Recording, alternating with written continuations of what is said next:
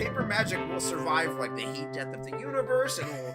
Oh, it's a smuggler's copter. Would you like to crew this? And then it crashes because they don't understand arithmetic. All your cards belong to me. 2 minutes into macing him in the eyeballs, I switched to pepper spray. He's like, it's all right, refreshing. And went back to the mace. Magic is dying. I'm done. Selling everything. I might be a hoarder. And yes, I don't have the crayons or glue to explain this to you right now.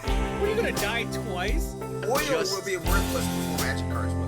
Well, okay, Dr. Man. That's Mr. Dr. Professor Jason. Hello, everybody, and welcome back to Brainstorm Brewery. This is a very special episode brought to you from the depths of Middle Earth. We traveled all the way to New Zealand. We came back somehow with a Brit, and here we are doing the Lord of the Rings set review. Welcome to Brainstorm Brewery, everybody. We've got a great guest this week. I'm joined by my co-hosts, Jason and Cass, and our guest, Lord of the Rings aficionado and TCG player content editor, Emma Partlow. Emma, welcome to the show. Hello, thank you for having me. Yeah, we're glad to have you on. We're going to talk Lord of the Rings. I know you've been deep into it, preparing for the launch work-wise, but you're also a fan, right, of the IP? Yeah, so Tolkien's one of my favourite authors. The Hobbit is my favourite book, which is not what this release is about, but it's all a part of the same world. It sets up Lord of the Rings nicely. And yeah, I'm a big fan of the movies. I tend to read the books every year, just as like a nice refresh. So I'm nice and ready for this release, and I'm really excited just to have two of my favourite things put together. So I've got Magic and I've got Lord of the Rings. I'm excited too. It has been a minute since I've read the books. This might be a good time. It kind of snuck up on me. Apparently the pre-release is this weekend. I thought it was the summer, but apparently it's the middle of June, they say, and now it's time for a pre-release. I should probably dust them off and reread them. Summer? The point is, it snuck up on me, Jason. It's already the middle of summer now. Isn't it like 95 degrees there? Yeah, it's really unpleasant here.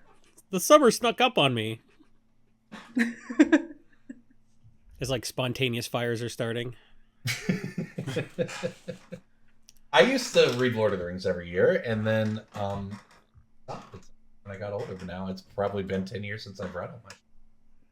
How old's in your oldest preparation kid? for the pre-release. So About 10? Oh. Yeah, close enough, right? they're Well, a quick read because anytime you see italics, you know somebody's singing and you can skip that. no, that's the world. That's a fake fan right there, Jason. You're meant to actually sing it. That's the point. Oh gosh. No, you got to read it and like just go to town on a cherry tomato. You read it and then you pull up the scene on YouTube because it's way better than reading it for The Hobbit. I was kind of like, man, they didn't put any of the songs in the Lord of the... And then they did one of the songs in the Hobbit movie. I was like, oh, that's why they didn't do it. Well, the song in the Hobbit movie turned out very well, for what it's worth, right? I just wish there was more of it. I wish it had gone on longer. I wish That was they like hadn't shot everything that river barrel scene with a GoPro, but we don't always get what we want. I know, man. Everything was perfect in that movie up until they left the Shire. That's my contention. I'm glad that they did the Hobbit last. Because if they'd done that into 3 movies, then Peter Jackson's like, all right, get this, 9 movies. I think for this set, I'm someone who's kind of like an armchair Lord of the Rings fan. I'm not like super into the deep lore, but I'm like enthusiastic about the stuff that I know. And this set just kind of has like just enough of the stuff that's accessible for people like me, while also having characters I've never heard of. Really? Like I remember, I'm curious when we'll dig into the cards here in a little bit. But I'm curious, yeah, because that is the thing. I mean, there's like an evil Baggins. What's that about? Lobelia? Yeah. Sackville. Well, it's Sackville Baggins, isn't it? I don't know. They took the spoons, bro. all I know is when I saw 14 Treasures, I was like, I get that reference. Yeah, that's sweet. Yeah. What's interesting? Radagast in the movie was played by a former Doctor Who, and I was like, that's just too much. Wait, really? Yeah. I Yeah. didn't know that. All the crossovers are coming. Because, I mean, look, isn't Doctor Who later this year? Doctor Who Commander? What was the other universes It's- beyond we're getting after that? Final Fantasy? And Assassin's Creed. Ninja Turtles. Assassin's Creed, just in time for being relevant. It's 2007. The Right? housing market's about to crash in the United We're States. gonna use it to we're gonna use it to push our MMO. Hey guys, Dead Rising. Oh god, I remember that game. We did it. Well, you got to look. Wizards is stuck. They're a little far behind. Okay, they just played Red Dead Redemption 2. Oh, they're They catching said up. that looks like a great idea. At the rate they're releasing, they're going to release Playing more catch Red up. Dead Redemption content than Red Dead Redemption is. Looking forward to the Red Dead Redemption plane. Dude, you could get the horse, and you could get the horse deck. Horse What's- tribal is going to be a thing for sure. You got What's the equip Shadowfax cost on already? it? It's a good horse Exactly. lord. Exactly. I love that Shadowfax has the meaning of haste printed on the card. That is sick. I like that. I do have to say that genre of tweet got a little old for me a little quick. Looking at you, Jason. Cass, you got cut off. What were you going to say? It happens like 6 times an episode. I just roll I with know, it. but I'm conscious of it now because I'm not baked. I was trying to make a joke about Red Dead Redemption. We are way past it. Hmm. I was asking what the equip cost of a 6-shooter is, and like, Ask Gerson Starn. well, he doesn't have a 6-shooter.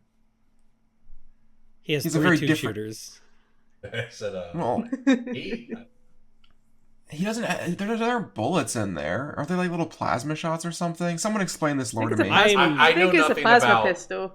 I know Rising nothing Stone, about I'm pretty guns. sure is a plasma pistol. Yeah. We're talking Warhammer 40k. So superheated plasma does 1 damage. I was gonna say I know nothing about Well, it does guns, 2 additional the Wild damage. West Okay. or this video game can see that. series. So But anyways, what I do know about is the best place on the internet to find all of your Magic Finance information, and that place is mtgstocks.com. You know them, you love them. It is the longest running sponsor of this podcast, I believe, and the place that we've been using since it first existed, which I realize is now.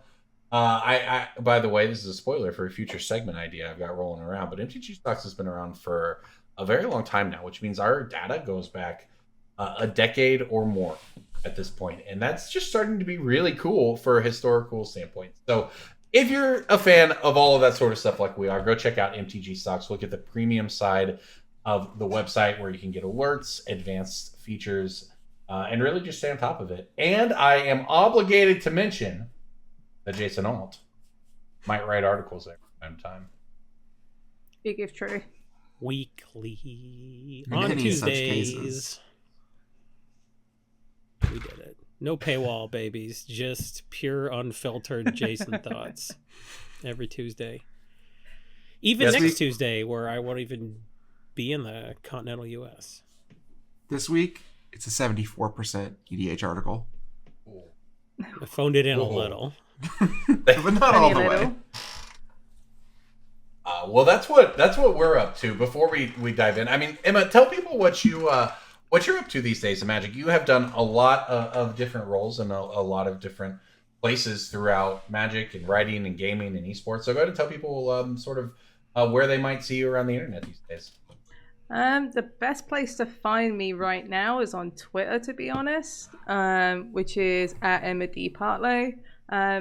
I post all my content there, so mostly you'll find my content at TCG Player Infinite, which is the content side of things at TCG Player.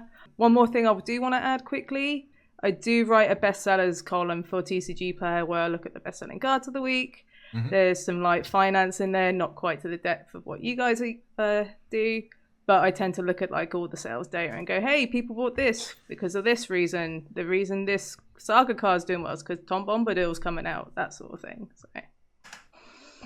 Yeah, That's a very useful thing you're doing.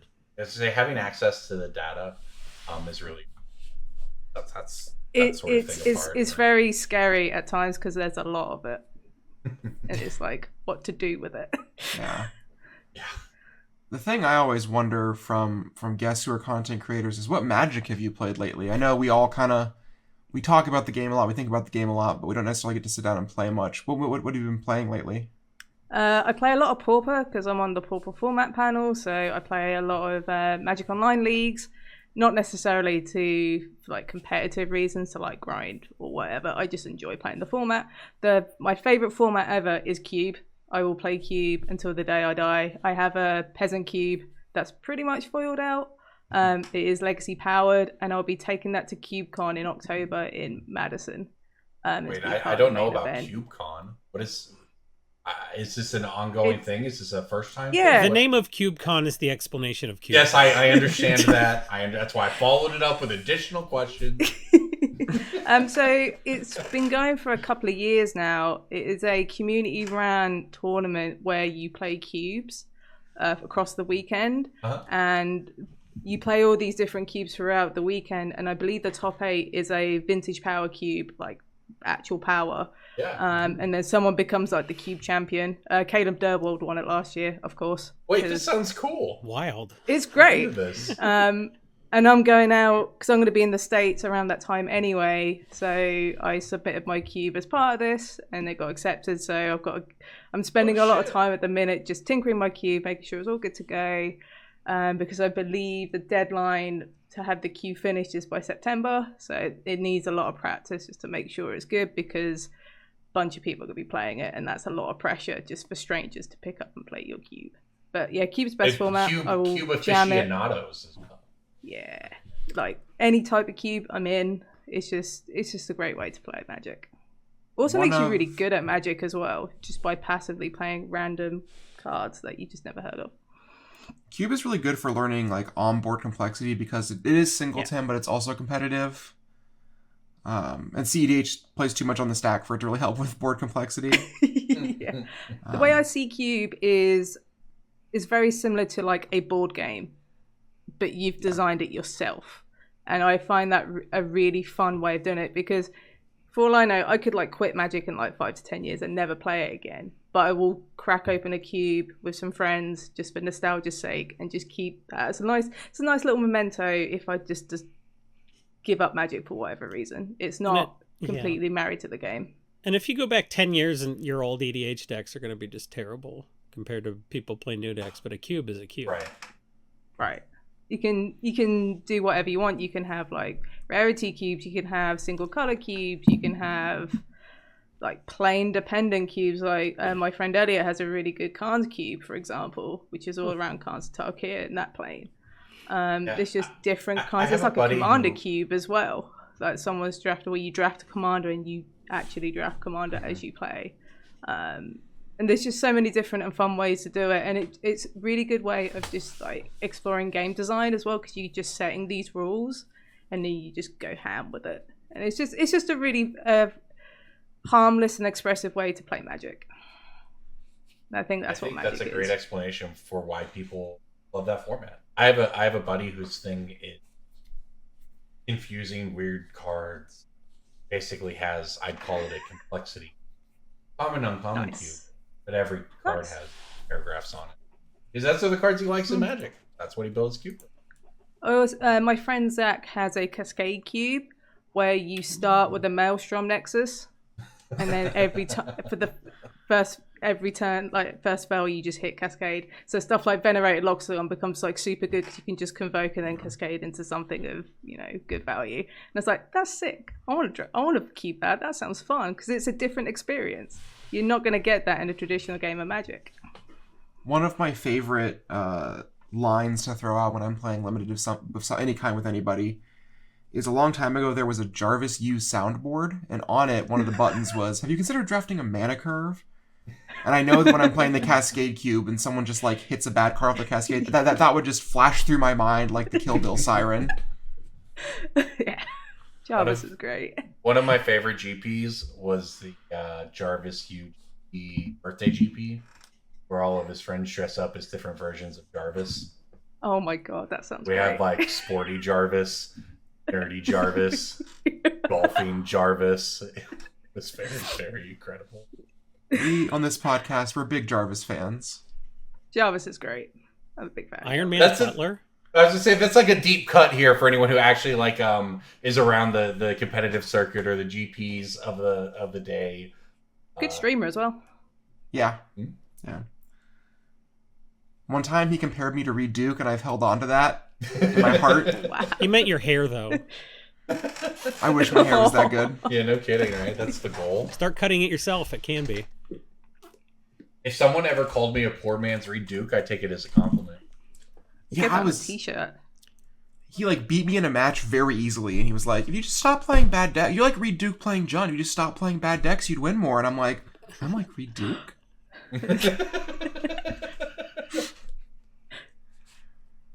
Speaking of Reed Duke, I'm the Reed Duke of Breaking Bulk, and that's what it's time. Oh. Breaking bulk time. Breaking bulk time. Break. Oh, yeah, Breaking Bulk. There's so much good stuff. It's a pick. Breaking bulk. The end. Oh. Ooh, Ugh. good segue. Have you considered drafting a Segway? All right, here's what I have for you all to guess. This card is a Homelands green uncommon. God. Autumn Willow. Before my time, I'm afraid. Did What? Homelands? Nope. Constant mess or no? Nope. You were Greenlist? halfway. No, you were halfway there with Autumn Willow. Daughter of Autumn? Nope. Mother of Autumn? Nope. Willow's Apprentice. Closer. Willow's Willow Dryad. Folk. Willow Folk. Closer. I don't know. Man, how is it closer? I don't Work your remember. way up the societal Homelands ladder. was my first booster pack. Okay, so I'm I sorry. remember what it's like to get a dwarven pony in the rare slot. Are you admitting defeat to my incredible Breaking Bulk this week? Yeah, It's- man, you did it. It's Willow Priestess, and it's actually DJ's Breaking Bulk. You can't claim credit for that. You I say want wait the and record- everything. You DJ called yourself sent the me Reed his- Duke of Breaking Bulk, and it's Yeah. not even your bulk. And it was Well, picked by come on, dude. AI. This was an AI pick. This was a Roku pick for DJ, I'm sure. He sent it to me to stump you all with. Willow Priestess. Yeah, you got me. I don't think Reed Duke is a net decker. Doesn't need to be. Exactly. I remember being shocked one time. One of my first PTs, I was interviewing Reed Duke, talking to him about his preparation process, whatever, blah, blah, blah. And I think he told me the first thing that he did while everyone else was doing whatever was that he went really, really deep on tribal dwarves holiday. Like, he was like, I really tried to make DePaula work. And I was Paul's like, a sweet card. I was like, This sweet he's card. just like me for real. Is that a dwarf card or is it a Vehicle car card? I don't a card Both. card. I just was like, that's a bad deck. He's just like the rest of us. So anyway, I will now give you mine, which is much more recent than your silly Yeah, DJ it's from Roku the latest picks. set. I get it. This is from Eldritch Moon. A black uncommon. Is it like the weird almost Tim to Turok? Ooh. I need to remember what's in Eldritch Moon. It's a creature. I am more likely to get a Homelands pick than an Eldritch Moon pick, and that feels bad. Is it the Madness Vampire? There's a lot. This of is the only vampires. uncommon pick in Eldritch. Is Eldritch Moon the one that's a moon for the expansion symbol? It's the No, it's one like with the Emrakul Yeah, with the it's not. Liliana headdress with the Emrakul Yeah. tentacles. Oh, that was okay. Yeah. It was the one with. A black uncommon. Is it what card type is it? Give us a hint. It's a creature. Is it a zombie? No. Human? No. An Eldrazi horror. No. Does it make Eldrazi horror tokens? No. Is it a removal I'm spell? not even trolling you. You're all just wrong. Is it a removal spell? No. It has 2 keywords, There were So like do you. 6 cards in this set total, so one of which was new in Eldritch Moon. have Delirium? That was in Shadows. That was Shadows. Oh, shadows. I think that was Shadows. Skulk is. Oh, Skulk? sure. Skulk. Skulk. Okay. It's like the black and the A colorless keyword I've 1/1. never seen again. But It's like a skull creature. When it hits them, they discard a card or something. Wait, doesn't the ring give Skulk? Oh, it does. I Maybe was not with the thinking keyword. Haunted Dead. The answer: Vampire Cutthroat. Ah. It is a 1/1 vampire rogue for 1 black with Skulk and Lifelink. It's a $5 foil. It's a 1/1 for 1? Yep. With 2 keywords. Skulk and Lifelink. You would think a card that up would have caught my attention. Well, I think it kinda used to be worth juiced for more. uncommon. Like I said, well, yeah, it actually used to be like $1 or whatever. It hasn't been reprinted. I think they printed better cards or whatever. Savannah Lines used to be a rare. That is my response. Yeah, exactly right. Sign of the Wilds used to be a rare. But yeah, still a $5 foil. So. Scion of the Wilds keeps getting rarity shifted. It's going to be like everybody gets a Scion of the Wilds. It's a promo. Now. There's a token. box of basic lands and Scions of the Wilds over there. It's now token tier. There's one in every pack. They really do that to some cards, right? Like Deep Dweller Shaman or whatever, like the Goblin from M19 that sacks creature to scry or something. uh-huh. Yeah. I think it's a common now, yeah, isn't I know it? the one. Yeah, it's in Pauper now. Deep Dwelling Venerate Oracle. or the Wayfaring Temple. Remember that one? That That is was a an- rare that's an in uncommon. RTR. Yeah. I That's think, uncommon. yeah, I believe. that's just. Life Lace used to be an uncommon, or used to be a rare. I mean, All right, Jason, go ahead. I'm gonna claim 2 for 2 on my breaking bolts. Go ahead, Jason. speaking of Cutthroat, there was a card called Zombie Cutthroat and a set called Scourge, where this card with 5 printings was first printed. Most Ouch. recently printed at uncommon. When it was originally common, this actually got rarity upshifted. And I will give you for free that it was rarity upshifted in Modern Horizons. What is this $1 black creature? From Scourge, Carrion Feeder? Could you guess a few ones wrong? I gave you a lot of info. I didn't think people were going to get this. This Also- card is worth a lot of money for how many times. Card's it's been very printed. good, also. Yeah. Card is very good. It was in Hogak. Mm. Also in my keep. Yeah, it's been a jacked up card forever. It's still don't bulk these. Stop giving these to me in bulk. I feel like there was a really sweet spot in time in Modern where Carrion Feeder was playable but not broken with all those Hogak cards. There was a time in Extended where it was quite good. People played it in Legacy for quite a while. I remember Tandy played a young pyromancer. No, it was Sam Black who played a Carrion Feeder, young pyromancer, Lingering Souls, Cabal Therapy deck. In Legacy? Yeah. That sounds The spicy. Zombardment deck. I loved that. Yeah. That was the event where Sam Black had 1 Leyline of the Void in the sideboard, and when asked why, Sam basically just said, either you draw it or you don't. Playing more doesn't fix that. Yes, it does. No, math Did Frank checks out. Karsten's head explode when he heard that? It's 50-50, Jason. The math checks out, You draw bro. it or you don't. Yeah, it turns out That's a real Sacrifice- EDH player attitude. I like it. I don't need 9 Nazgul, actually. I'm just going to run 1. You draw it or you don't. My breaking bulk this week is a rare from Ravnica City of Guilds. It is blue and black. And it's bulk?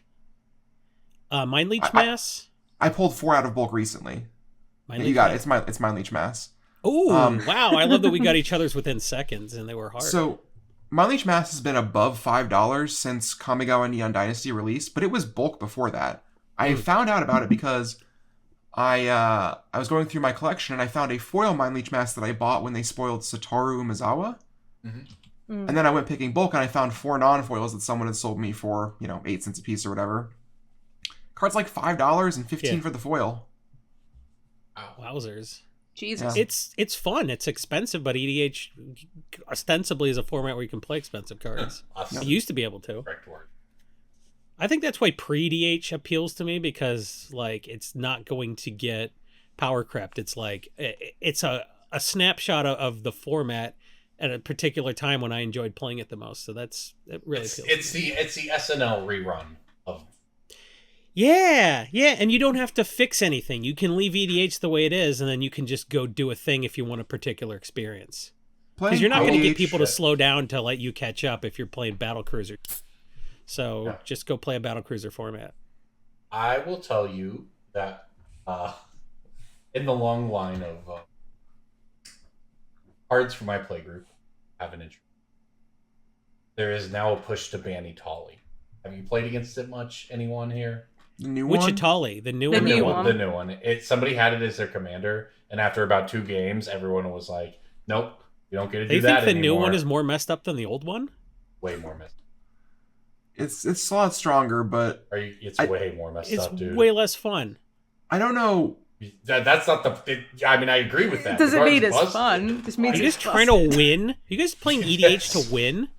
It's The the skull fuck? storm. It's the skull storm of the day, man. Listen. I made fun of your Skullstorm ass, of the but I have day. Skullstorm in 2 decks now. A good finisher. Now, I told my friends, no, I was like, I haven't even got to cast Natali yet. I put it in like 2 of my decks. I have 12 commander decks. I put it in 2 of them. I haven't got to play it yet. No, you're not banning this card because someone else beat you with it. F you.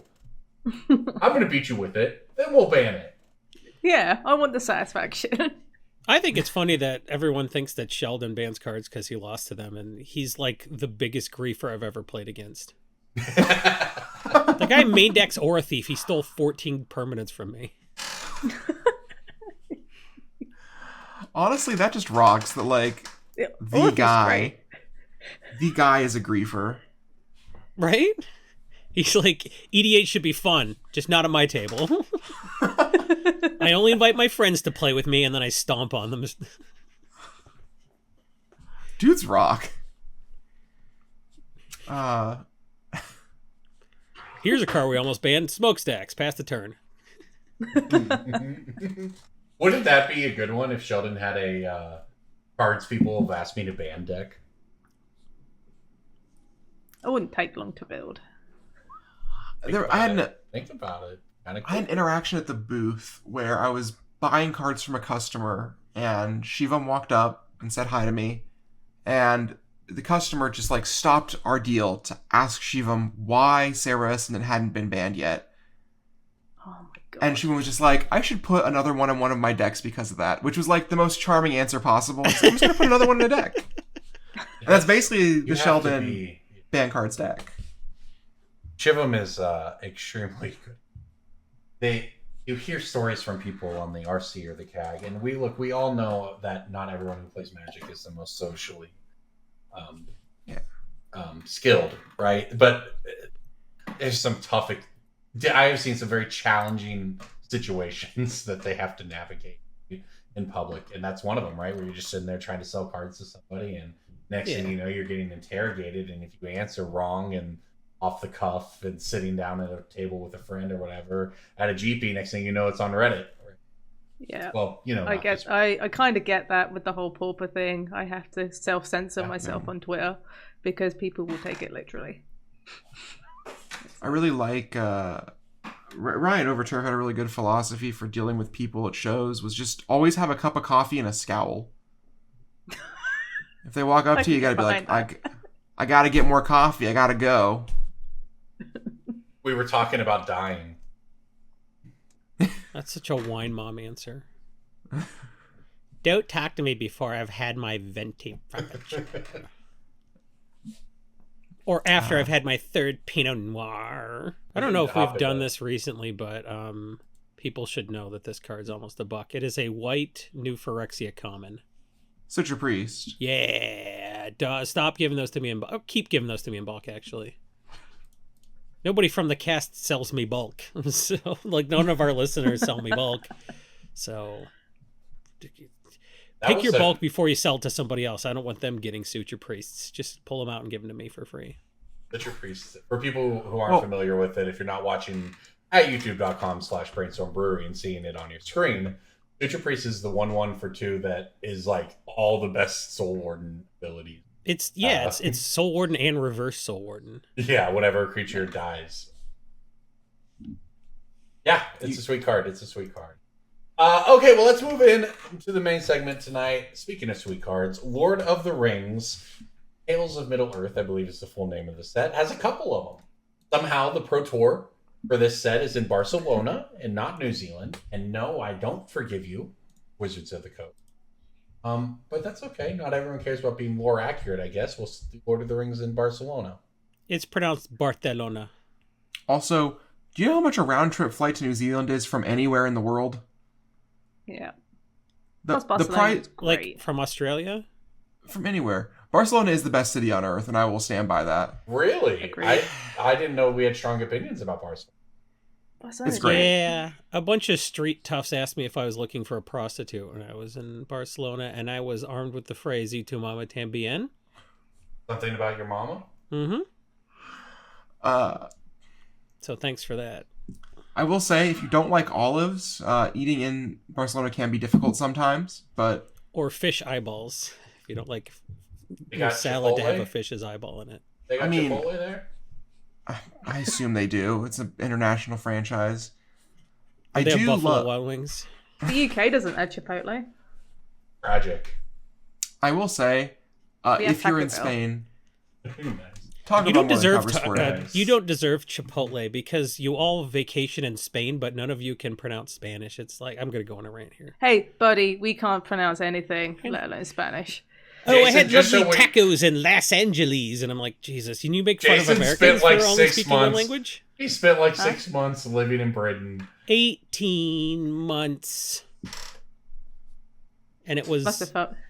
inconvenient.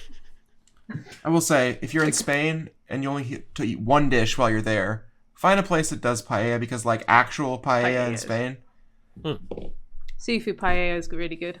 yeah, you get that So sucker out at the bottom, the crispy rice. That's what life's all about. Hell yeah. Good to know. My dad visited Barcelona like 15 times in 18 months. Not cool. He didn't take me. This is a paella podcast Aw. now. Yeah. I did the tourist thing last time I was in Barcelona. There's a church or something I went to, right? Isn't that the thing there? Is there? This Is Not there a actually. church or something? I don't know. It's in Europe. You can always find. Was it a historical Pokestop? church, Is that why you but- went? I'm actually not allowed in churches, so I don't remember. It was just where everyone said you should go in Barcelona, but it was really hot. So. But I guess it will be a fun trip. Here's what I do remember about Barcelona last time is that the staff hotel had a rooftop pool bar. That was pretty nice. So I'm just hoping to run that back. The historical stuff, that's all cool. The food, that's fine. The Pro Tour, that's cool. The rooftop Pro Tour, bar, now too. we're talking. modern Pro Tour is going to be exciting. Right. It really will be. So the last time we had a modern Pro Tour was, if you don't count the players' tours, I guess, but those might have been Pioneer. But the last modern Pro Tour we had was actually in Barcelona. Awful Severin won it with Tron. Old school, mono green, raw. So that's how long it's been since we had a modern Pro Tour. You might see some Karns. I don't think it's going to be in the old mono green Tron shell. It's probably going to be Karn the Great Creator. Anyway, it's going to be a fun event. It's going to be a ton of Lord of the Rings, and that's what we are going to dive into here. So, In the remaining 5 minutes of the podcast. we still got a little bit. We're going to go over the cards we like best, sort of our thoughts on the overall set, what stands out. So let's go ahead and start at the top. Emma, as somebody who we've all talked to the last couple of weeks, where our thoughts are on the overall. But where are you coming in just as a fan of Lord of the Rings, a fan of Magic? You talked about it being great to have them together. Here we are, pre-release this weekend. What are your thoughts, having seen the full spoiler and everything that goes with it? So it's all about perspective, right? So let's take it from the perspective of someone who's brand new to Magic, who's, hey, I'm a massive Lord of the Rings nerd. I've heard I can play Lord of the Rings in a trading card sort of environment, not the old trading card game that they did, but I can actually play. I think it does a really good job of enticing and showing the mechanics for brand new players, and there's nothing too complicated for them to understand.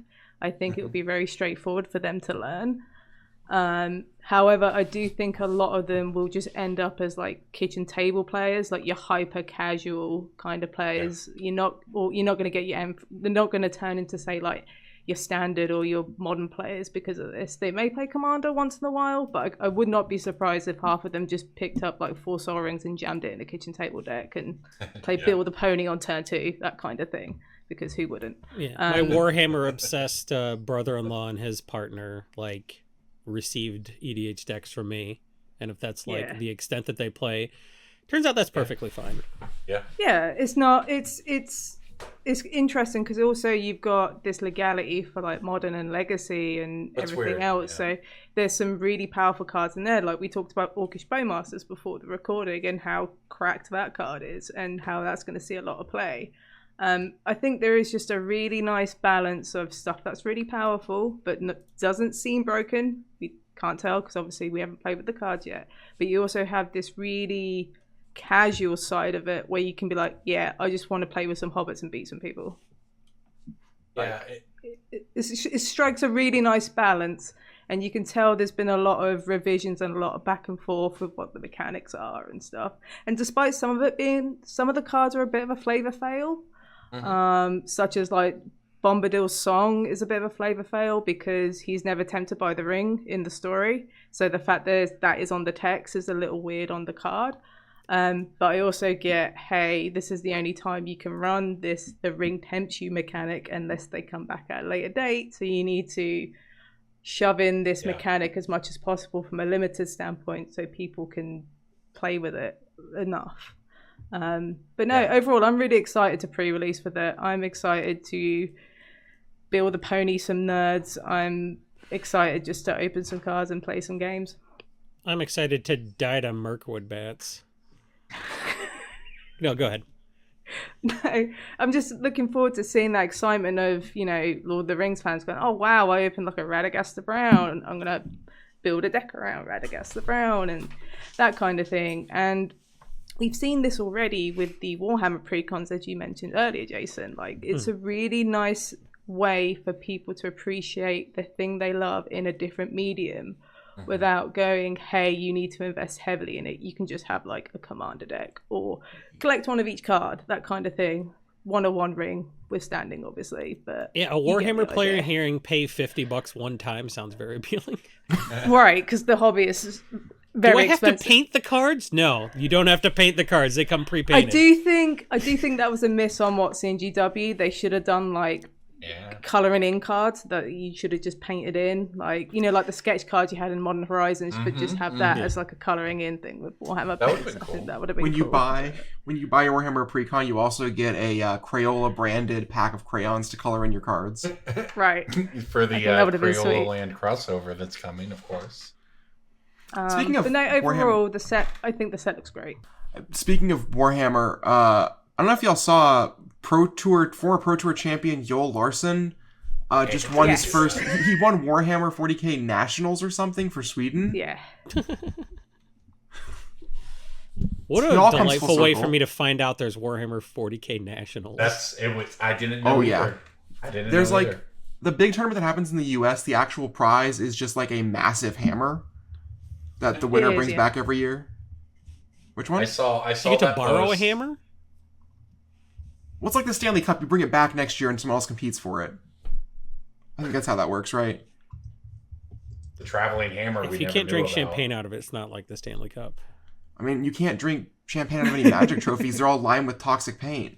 There's a Trust reason. me, I Well, know. okay, just to clarify, they intentionally began making the trophy so that they could not be drank out of. Because I have watched Pro Tour trophies contain alcohol and be passed around. Within like 2 hours of me winning this trophy that I'm pointing at for the YouTube people, it was like I poured pineapple soju into it and was chugging it. I did not feel well the next day. Because you drink pineapple soju. No, because You ever had soju, magic, Jason? obviously. It's the greatest alcohol on earth. It tastes like candy and it f***s you right up. Yeah, that doesn't sound That great. sounds like a good time.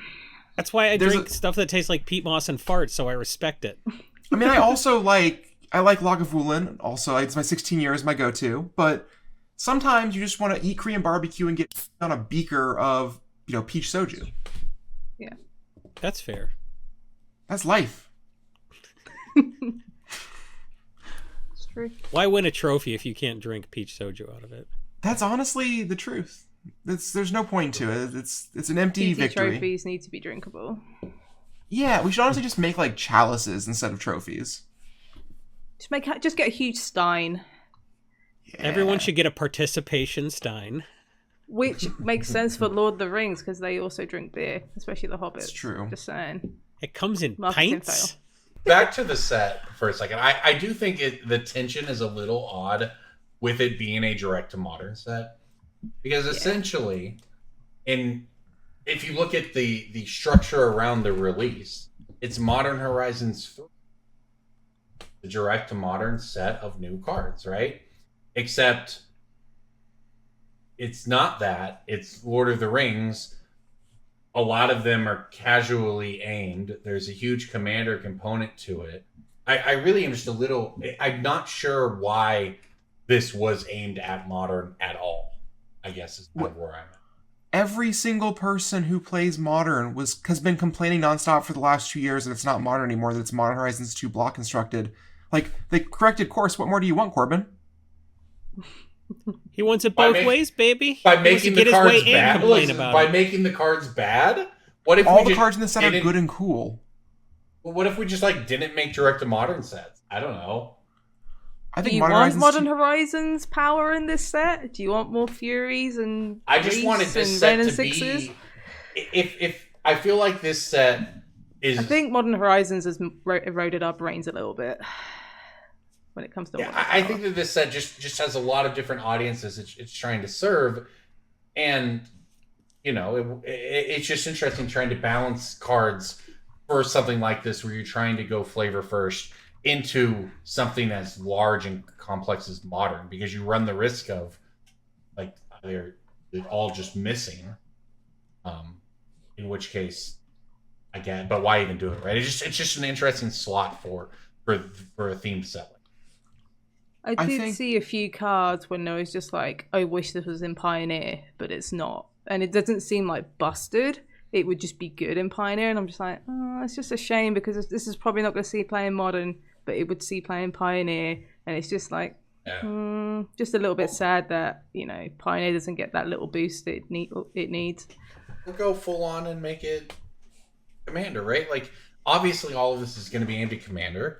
So why not just make it a Commander set? Oh, probably just because it would be on top of whatever Commander Legends thing is coming out next, right? So Maybe somebody complained to Shiv and he's like, color shift reprieve and put it in modern. Or I mean, color shift. Remand.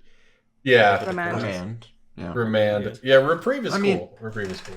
If you think about it, a set doesn't need to have that many Modern and Legacy cards to sell boxes to Modern Legacy players indirectly. Yeah. Like, Right. if every dipshit like me who pre-ordered 4 Orcish Bowmasters for too much money does that, like, how many boxes does it take to get one Orcish Bowmaster? It's probably like 0.8 boxes or something. Maybe it's like 1.2 boxes. You know, I basically remove 5 boxes worth of Orcish Bowmasters from the market, which means that vendors have to crack packs, and it's all an economy that goes further removed from just I buy booster boxes to open cards. Right. Yeah. It's just a little messed up that a complete set costs €2 million. Because you Is got that the one including ring. the ring? You know. The one. The one One ring. ring. Where are you turning that in for $1 million bounty? Well, it's 2 now. I It's will $2 have million now. I will have a Kickstarter where when it gets to $1 million, I'll throw it in a volcano. Okay, that's fine. I think I told this on the cast last week, but just for our guest, the manager of my shop, we have the same birthday, and it's on the release day of the set, and we're going to open a collector booster together. And if we open the one ring, we get to fight to the death for it, and figure out who's Smeagol and who's Deagle. How flavorful. Speaking of flavorful, I'm going to name one more card from this, or two things from this set.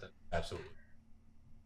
The first is the long list of the 6-chapter saga, where every chapter is the same. It's just it's almost a meme. It's a very fun card. It's like reading the book. It's great. But no, I think that's cool. And the other thing I love are the Tolkien creatures. Yeah. It's pronounced token. No notes. A+. Perfect. Watsy I did like get it- the brief on this, which is good. Like Shadowfax thing as well, as we mentioned Oh, earlier. yeah. It's just like With they the just meaning read, aced they on just it. got it. Yeah. I will say I've been thinking about the Ents as a race in the Tolkien universe, and honestly, it was the first ever good representation of incels. Like, they were so annoying, all the women left. They just sit around talking to each other all day about how much it sucks that all the women left. Tolkien was progressive, representation. They didn't leave, they lost them. And they turn violent at a moment's notice. Yeah, Mary didn't leave me and take the kids. I lost her. Okay, I lost her. Let me know if you find her. I lost Stacy.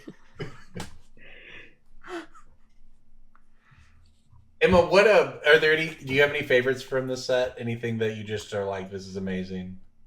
I do like Bill the pony, obviously. Yeah. Like, it's Bill the pony. Another card that I'm pretty high on for constructed. This is less about flavor and stuff. The flowering of the white tree, the 2-mana white enchantment that gives everything +1/+1 and boosts up legendaries. I'm like, I wish that was in Pioneer, but I understand that might be too good. But I still wish it was in Pioneer because that card seems sweet. Very good. That card seems great. I'm also a big fan of Stern Scolding, which is the 1-mana creature counter as well. I think that seems pretty good. For Pauper, I'm really excited for Cast Into the Fire, which is a 2-mana red instant.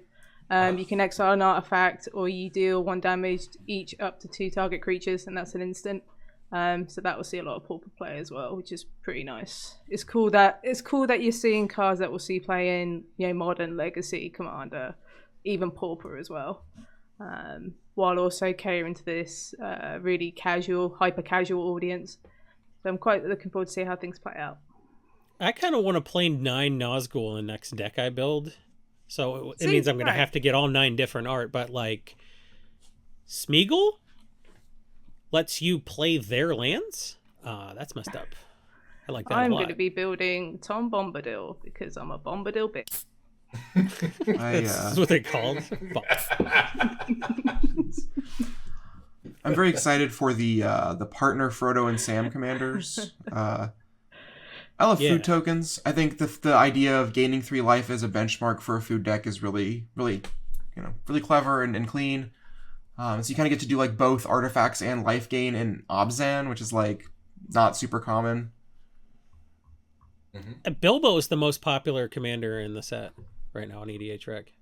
Yeah. Oh, nice. That just makes Getting sense. to 111 life is not as hard as people think. Yeah. Yeah. There's that old Johnny. 100 life of Johnny, right? Yeah. You just make some Rocks Faith Menders and go to town. Hell yeah. Now we're talking. Yeah. See, I kind of wish the Ents weren't just jammed into the food deck. But where else would you put them? With the elves? I don't know. I will say I also was super disappointed how few dwarves there were in the set that were compelling to me. Right. Gimli is the Gimli where you have to have creatures die. Mournful Avenger. That doesn't really synergize with any red-green deck I've ever made. It's weird. I was leading up to the set. I was talking constantly about how I'm super excited to amp up my Magda deck and do some cool dwarf stuff, and I'm just taking it apart now. Oh, that's sad. Oh no. On the other hand, though, I do get to build a food deck. So how mad can I actually be? Yeah. Fair enough. Jason, you mentioned a card that takes their lands. They've been pushing that effect more recently, and I love everything about it. It's one of those things where we're 30 years into Magic design, but this is really the first period of time that they've started pushing this mechanic ever, and it's not that crazy of a mechanic, but Realm Breaker for March of the Machine, it's under $1.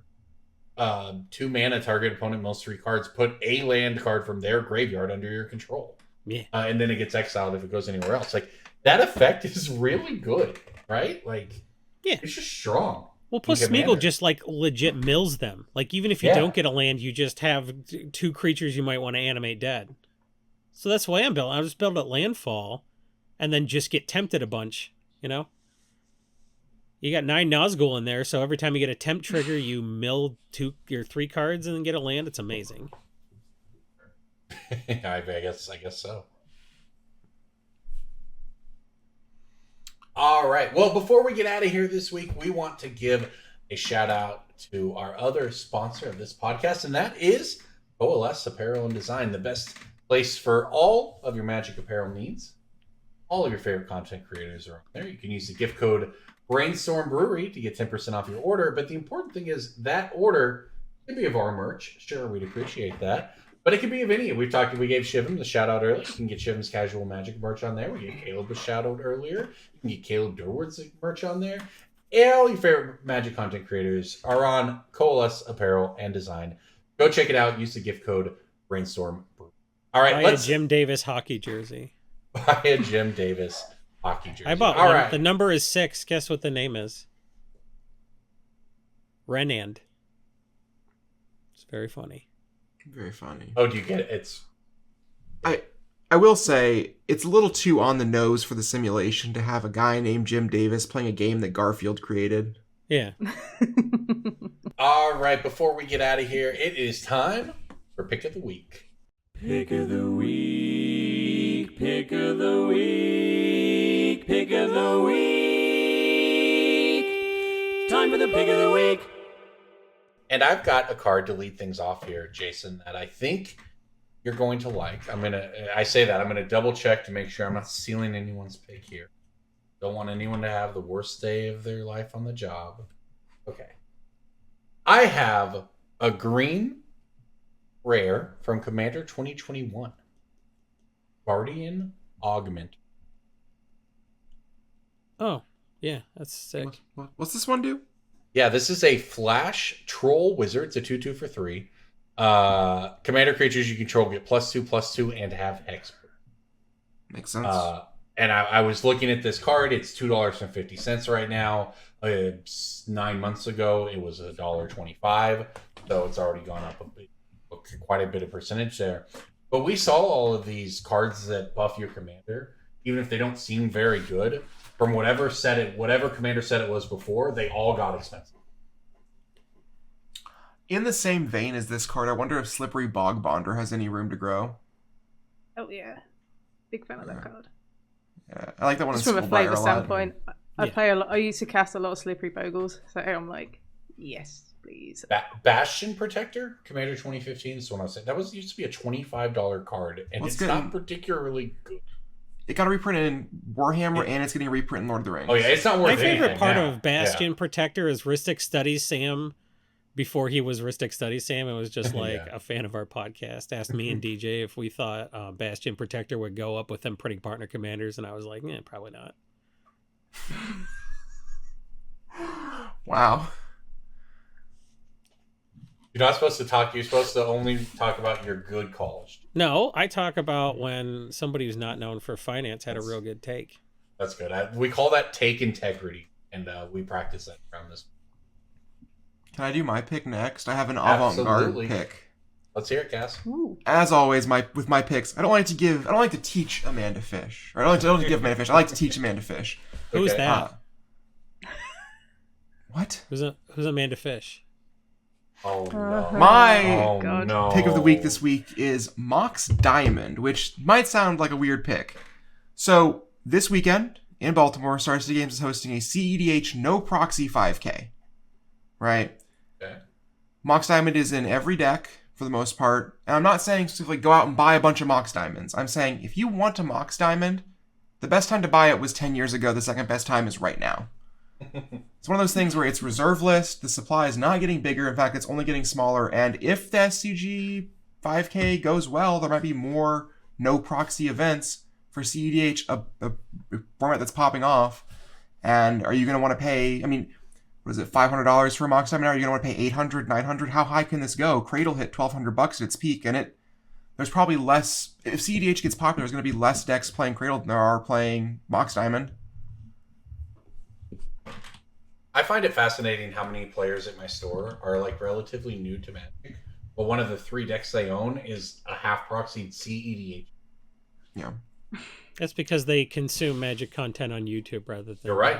Reddit You're or right. Twitter. Yeah. I mean, you're probably right. I think like the real philosophical takeaway from this is the reserve list card you've been waiting on. Buy it. Don't buy an extra Lord of the Rings box. Just get the card that's going to keep going up in price. It's only going to get worse from here. Don't be tempted by the ring. All right, Quite Jason. literally, yeah. Yeah, no kidding. Jason, we'll get you the honors of the last pick of the year. Cosmos Elixir has 4 different treatments. They are all too cheap. Especially the extended art foil, which is like $350 on Card Kingdom. That's too cheap. Cosmos Elixir is going to go in all the decks that came from the Obzon Precon. The Salmon Frodo Obzon Precon. So if you don't have the Obzon Precon, get it on. Buy your Cosmos Elixir. I started playing that draws card. cards passively. Yeah. I extended started playing art in foils some of are those decks. not getting reprinted in that treatment. So unless the art is much better, which it's Vulcan Bog, I don't see they're gonna have much better art than this. I feel like it's just under $350 on Card Kingdom of all places. Just seems really incorrect for a Kaldheim extended art foil that's getting played a ton. The copies are drying up everywhere. Just especially the extended art, you just scoop them under $5. It seems like a no-brainer to me. All right. There you go, everybody. That wraps up picks of the week. Emma, we want to thank you again so much for coming on. It was a ton of fun talking about the set. Is there anything else you'd like to shout out while you have the shot? Anything you want people to follow you on Twitter, where they can find your content? I'll take the moment here to shout out your Wizards content around the Pro Tours that you people should go check those out. But we wanted to thank you again for having you on and let you have the floor here before we go. Yeah, so thanks for having me. It's been a blast. So you can find me on Twitter at Emma D. Partlow. There is a Linktree link on my profile that has all the links to my content because there's just so many different bylines. This is a sick brag here, but there's so many bylines, it's just easier just to put them all there and you click through them. TCG Player Infinite obviously being the one where I write the most because that's where I spend most of my time. I'm essentially full-time at this point. So yeah, just expect loads of stuff around product releases, Lord of the Rings, lots of stuff on bestsellers. I've got an article going up this week about the best-selling pre-sold Lord of the Rings cards leading up to the release next week. And yeah, that's about it, really. Yeah, well, great. Everyone go give him a follow. Thanks again so much for coming on. Jason Cass, thanks as always, and thanks to all of you at home listening to us on YouTube, in your car, Spotify, wherever you get your podcasts these days. Thank you for listening. Thank you to all of our patrons who make this possible by going to patreon.com/BSB. We appreciate all of you. We'll see you next week here on Brainstorm Brewery.